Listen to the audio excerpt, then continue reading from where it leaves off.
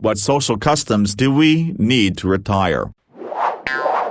I have met a good few famous people, and it is weird to know how regular people think of celebrities and how generally famous people are kinda normal. I think it's kinda rare to see folks ask for an autograph nowadays and just want to take pictures. I saw an older guy offer to sign a gift he'd just given another famous person, and I'm just thinking, you're meeting in person and having a nice conversation. What does he need a signature on the gift he just received? It was a nice gesture, and I'm sure the old feller was just trying to be cool. But I've never asked for an autograph from any of the famous folks I've ran into. I'm going to get downvoted for this. Not all parasocial relationships are bad. They're normally relatively healthy and unavoidable in this day and age with the levels of media we consume. Parasocial relationships can help lonely, isolated people feel connected to something, and can help people develop their identities. However, it becomes unhealthy when the parasocial relationships interfere with the subject's life and interpersonal relationships. I agree. I love certain musicians to the point of checking out their side projects, learning about their gear, and how they make music, and that's it. People romanticize John Lennon because of Imagine or think that professional athletes are knowledgeable on politics, social ideas, when really these people might be awful and or have little knowledge on what they're talking about. Like Nicki Minaj saying COVID vaccines can cause impotence. You can enjoy and find inspiration in a person's work without putting them on a pedestal because of their fame, success. As a huge Beatles fan, who reads Beatles books, has a record collection, posters all over my room, constantly checks Beatles forums etc., I will acknowledge John Lennon was a piece of shit, but at the same time his thing was that he was once a piece of shit, changed his ways and began to preach moral idealism and love and for people to learn from his past mistakes. I feel that it's somewhat redeeming, but I also don't understand why people think he was some kind of Gandhi-type figure, as he was a huge hypocrite. You also can't deny that the Beatles have lived some of the most interesting lives of all time and were extremely talented, and they are truly captivating people. Literally just had this conversation, argument, the other day and was told that celebrity culture is not as pervasive as you think it is. Not everyone pays attention to that stuff. All I was trying to say was that celebrities and the like are put on a pedestal in general by our society when there are other far more valuable things for our society to buy into, like education, mental health, healthcare, etc.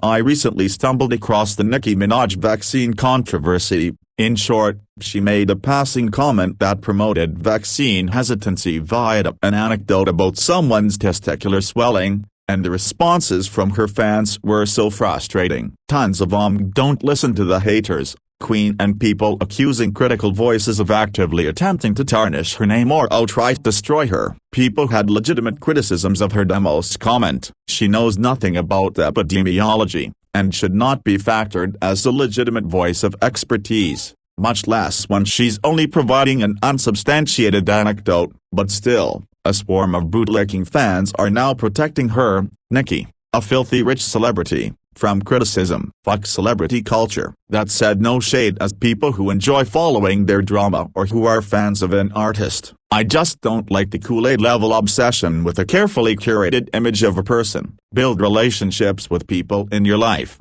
not idealized fantasies constructed via media. I am just playing devil's advocate here, but it is important to point out that celebrities sell their own humanity. Literally, their whole existence is put on contract and sold to the highest bidder. Look at Britney Spears as an example of this. Poor girl. It sucks, but it's what they choose. I learned that apparently porn stars' bodies are literally property of whom they work for, so much so that you can be sued for taking a selfie with them without signing a legal waiver first.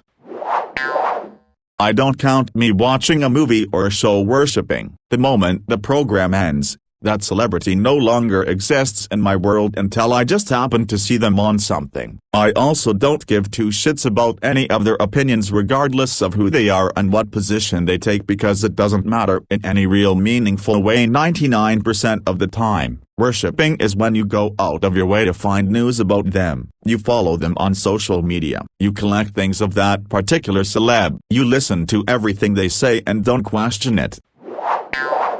Parasocial relationships are one of the biggest problems we face as a society today. I know. Also, more times than not, these people being idolized are not righteous and have very little merit. We should be looking up to educators, scientists, and everyday hard-working people rather than shallow sellout artists that have no real understanding of the human condition.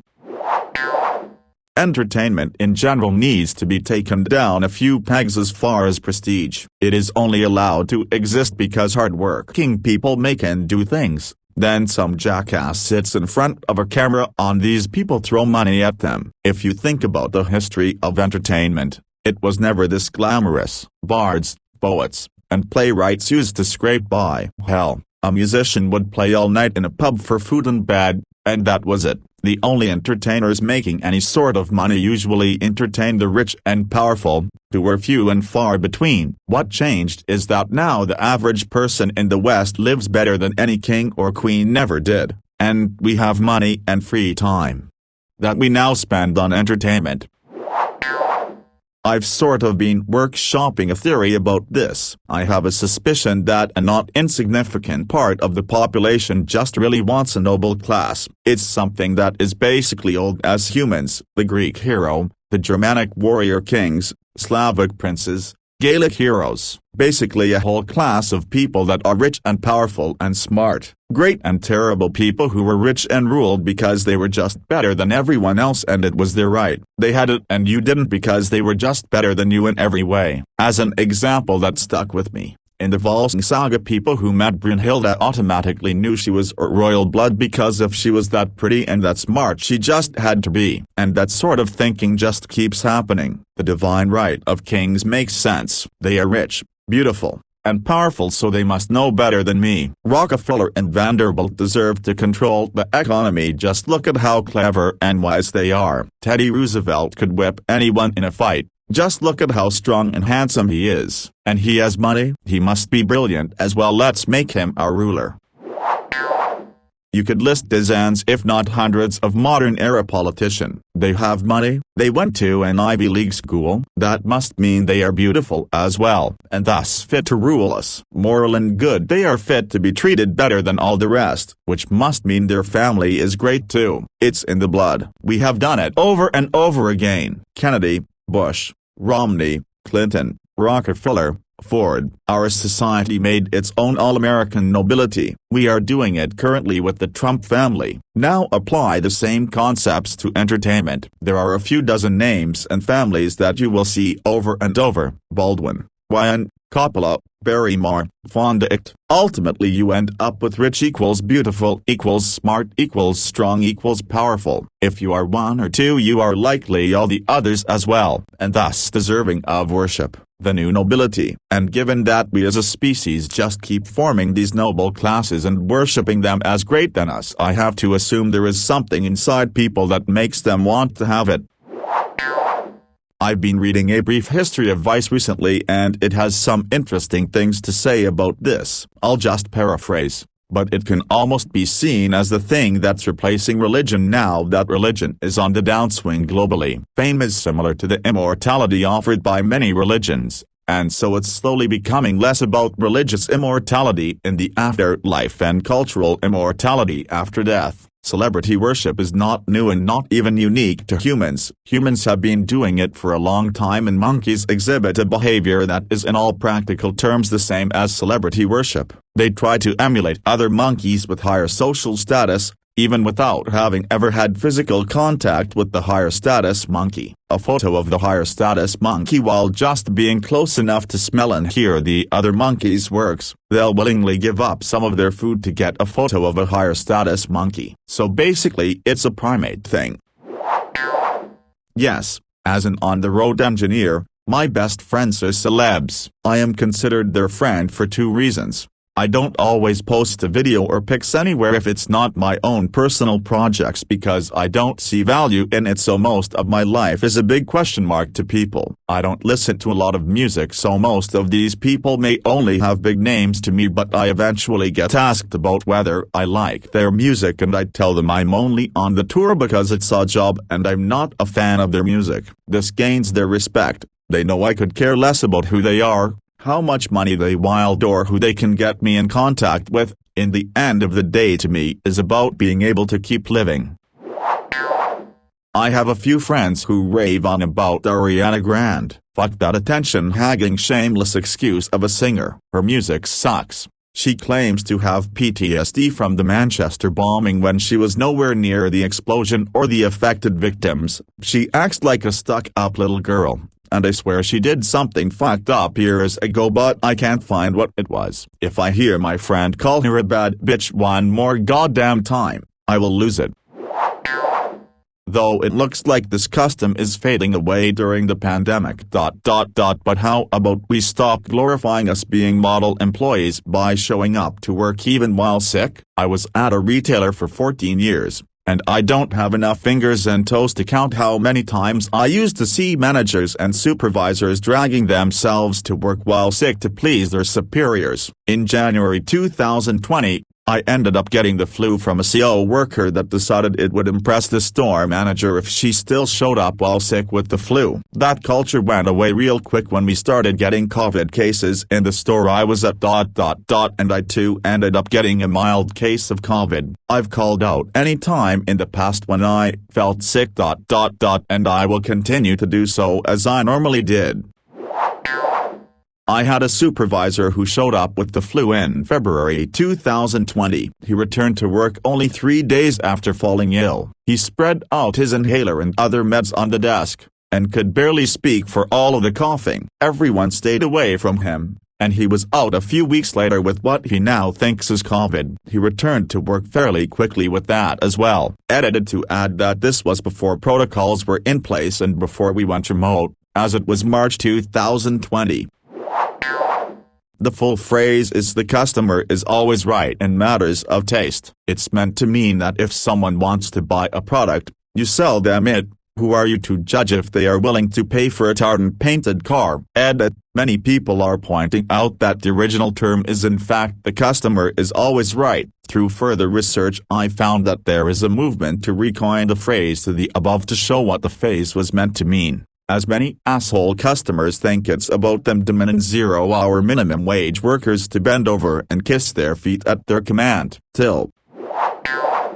My fiancé's family are these people. They've all acted like spoiled pieces of shit multiple times over the years and have absolutely shat on my fiancé every time they do it. They stopped doing it to me early on because I refused to take their bullshit. They will all shout and scream at her about how she's got life so easy because she's in a good relationship and has a job, but none of them make any effort to change their lives in any positive way. Of course, once they're done shitting on her if she doesn't talk to them for a while, she's the asshole for ignoring her mother and sisters. Yeah, I cut all ties with my oldest sister several years ago. I just couldn't endure another second of her drama-filled, self-centered, money-grubbing nonsense. Total disrespect of my parents on FB. My dad did the same. It was long overdue. My mom tries to guilt us both into calling each other and making things right. She hasn't changed, only gotten worse. Why would I be so foolish to do so, Mom?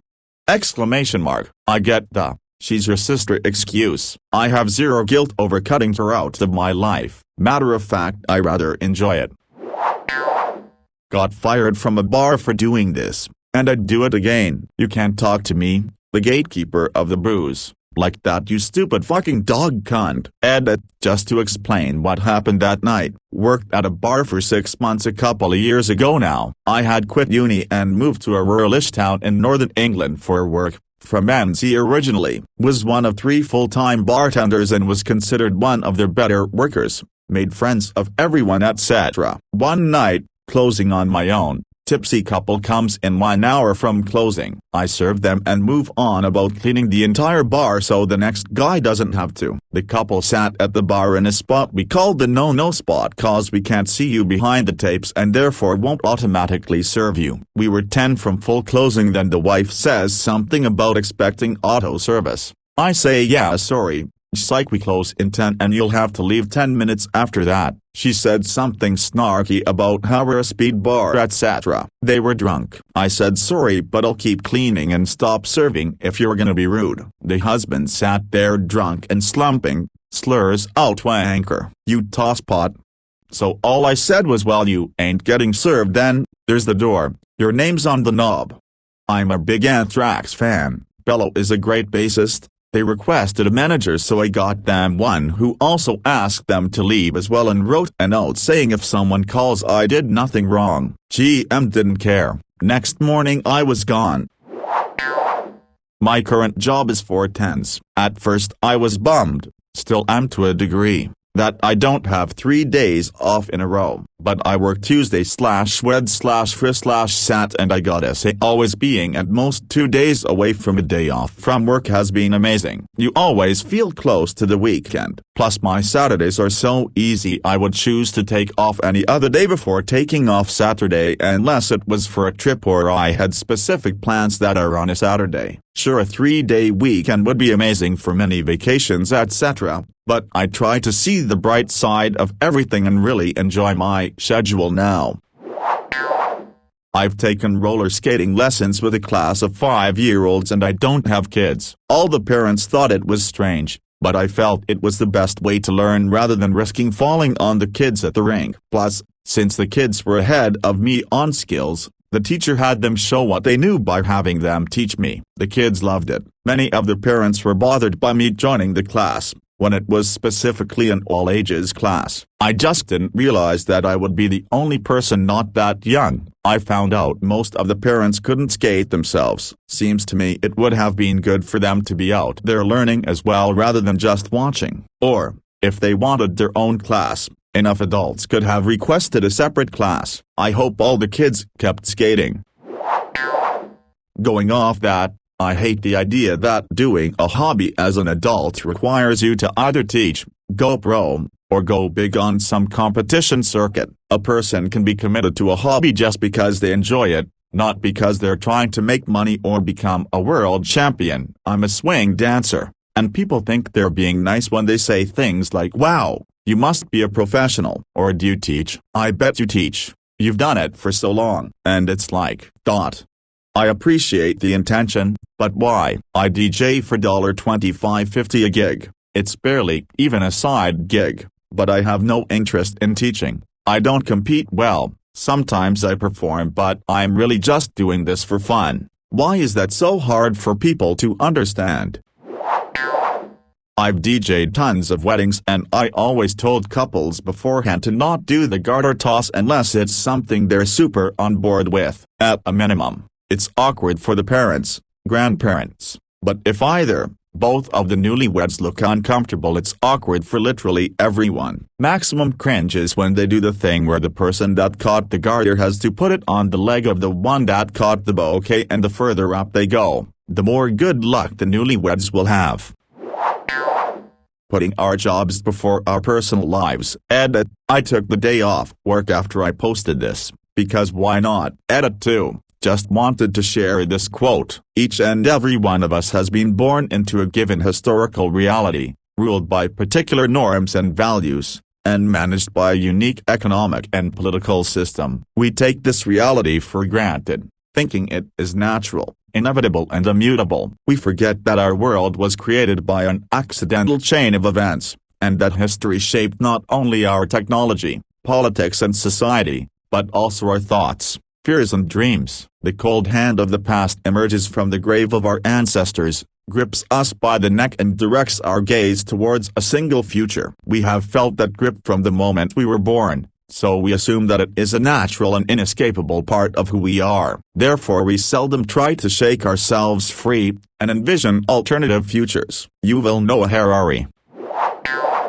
One of the reasons I quit my most recent job, sure it had awesome benefits, but I was bashed over the head so much about how I'm not putting work first enough and how dare I go out to grab dinner while on call or have a date with my husband instead of sitting around waiting for my boss to send me spreadsheets at 10 p.m. just in case. By the time I quit I had a month's worth of PTO I hadn't used in forever because every request for a break was shut down with "we're busy and need you" equals "we haven't hired anyone else and no one knows what the fuck to do except give you these documents to make sense of them for us."